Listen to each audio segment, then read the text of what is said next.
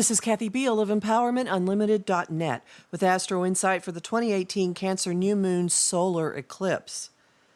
The Cancer New Moon takes place on July 12th or 13th, 2018 at 7:47 p.m. Pacific Daylight Time, 10:47 p.m. Eastern Daylight Time, 2:47 a.m. Greenwich Mean Time, 3:47 a.m. British Summer Time at 20 degrees Cancer, 41 minutes. The emotional rawness of the past 2 months clears out and refreshes with the Cancer New Moon. It's draining and refilling the cosmic pool we've been soaking in, while the feminine hands out towels and innovative practical systems for partnering and nurturing. This month's new moon is a partial solar eclipse, visible mostly over the ocean between Australia and Antarctica. It's the first of the summer's 3 consecutive eclipses. The other 2 are in the Leo-Aquarius cycle that's been with us since 2017. This moon kicks off the next eclipse cycle on the mommy-daddy Cancer-Capricorn axis. This polarity involves emotional and worldly security, home versus career, nurturing versus providing, and questions of who's the mommy, who's the daddy, and who gets to be the baby. The emphasis now is on the home, mommy, family, nurturing end, with the new moon falling in Cancer, the sign it rules. Hint number 1 that this new moon is maximum emotional. Issues and situations are coming back from the last time we lived through this cycle, from late summer 2000 to late summer 2002, with a marked difference. We've been through massive permanent structural changes since then, which stripped down and refocused our priorities. They are fewer and more fiercely held as we go into this next cycle, which will continue through the summer of 2020. Even the tightest of grips won't hold, though, if something is dying or on the way out. This new moon is a resistance is futile event. Resistance is futile part 1. System reboot. One reason is the nature of a solar eclipse. A solar eclipse temporarily blots out the light, then brings it back up. Symbolically, it's akin to rebooting a computer system to install updates.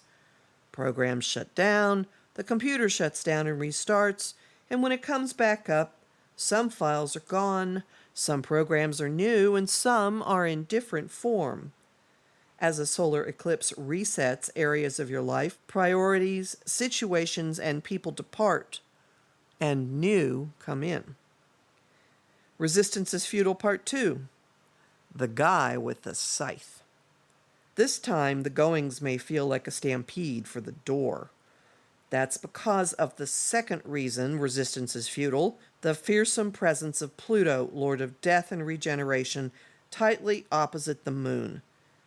Hint 2 that this new moon is maximum emotional. His position turbocharges the eclipse's emotional rebooting, which resets concepts of home and nurturing, how we feel loved, safe, and secure, and how we define family. You may be relieved.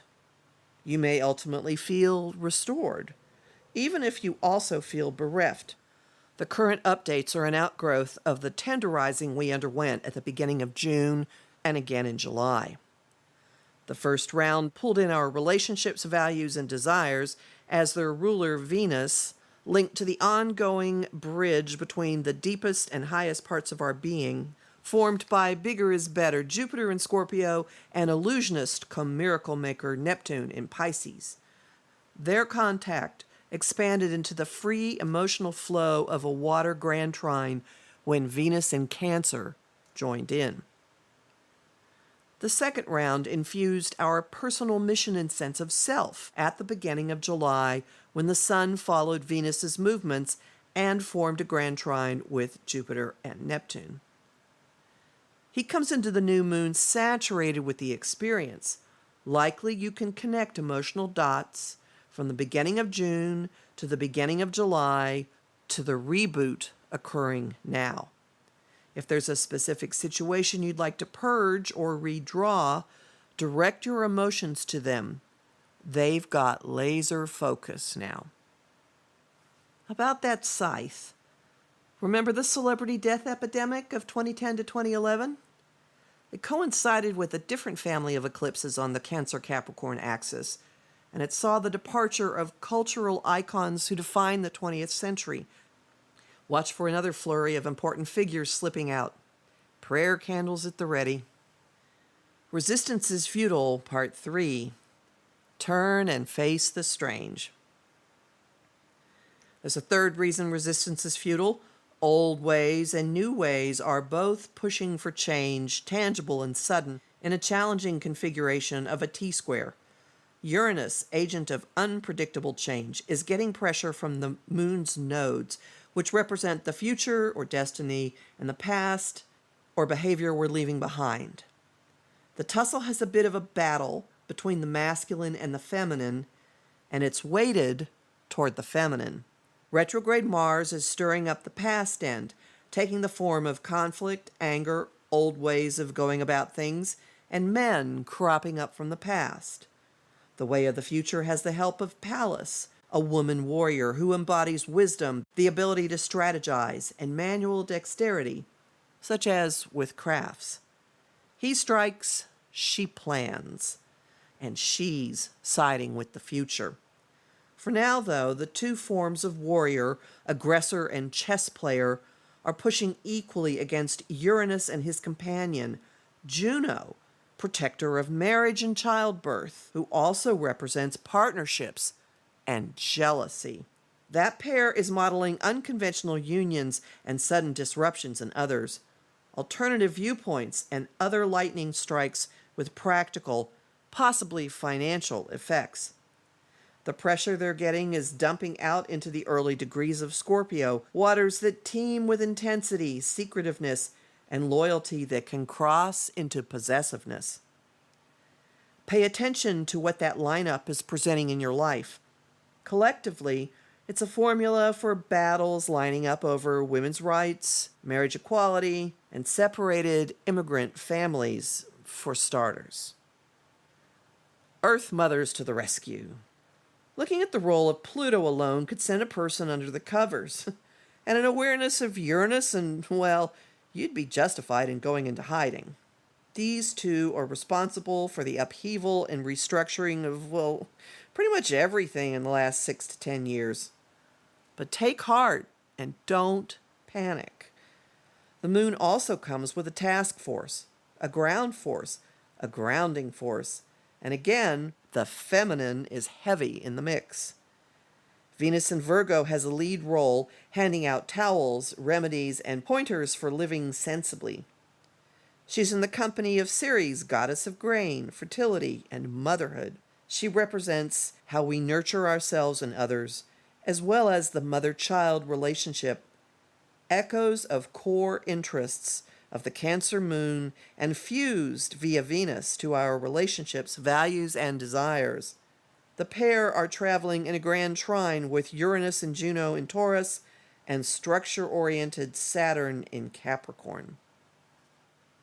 The trine is the way out and the path to sanity out of all the water that's been pouring over and through us. This teamwork is birthing innovative, startling desires, unexpected twists, unusual commitments. It's causing some long-building developments to blossom and manifest seemingly effortlessly. The effort's already happened. It's also leading to equally effortless imposing of structure, rules, and order. Maybe restrictions as well.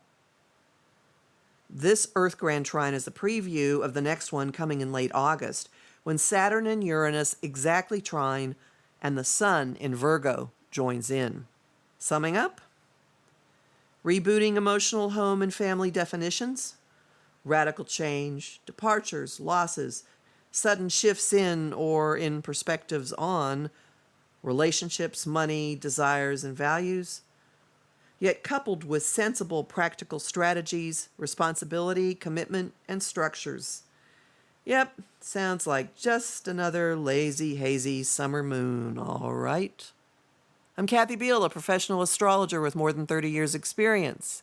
Visit my site, empowermentunlimited.net, to sign up for my mailing list, listen to my weekly podcasts, book a session with me, and purchase my Uranus in Taurus guide with information for all the signs for the next 8 years of how that particular transit is likely to affect us. You'll find me on Facebook at Empowerment Unlimited and the group the Astro-Insight Lounge, and on YouTube at the Professional Aquarian channel.